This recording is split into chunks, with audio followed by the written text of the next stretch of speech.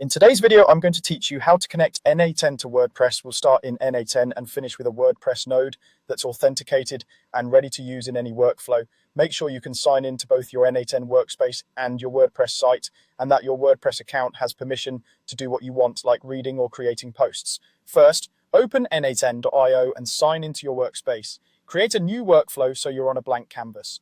On the canvas, click the Add First Step button. This opens the node selector where you can search through all available integrations.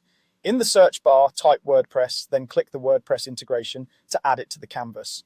This node lets n8n talk to your site through the WordPress REST API. Next, choose the action you want the node to perform from the action menu. You can pick options like finding posts, creating posts, or updating users.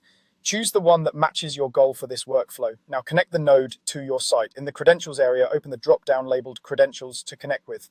This is where n8n stores and reuses secure connection details. Click Create New Credential. You'll see fields to identify your site and authenticate. Give the credential a clear name so you can recognize it later, especially if you manage multiple sites. Enter your WordPress username. Use an account with the minimum permissions needed for the action you selected. For example, creating posts requires author or editor privileges. Enter your password. If your WordPress setup uses application passwords or a security plugin that issues tokens, paste that value here instead of your normal login password. Always use HTTPS on your site to protect these details. Click Save to store the credential in n8n. The platform encrypts credentials at rest, and you can reuse them across workflows.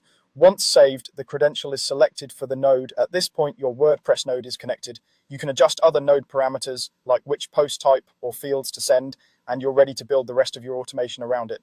If you run into connection issues, double-check the site URL in the credential, confirm your account has the right role, and ensure the WordPress REST API is accessible. With the connection in place, you can expand this workflow with triggers, filters, and other services to create a complete automation.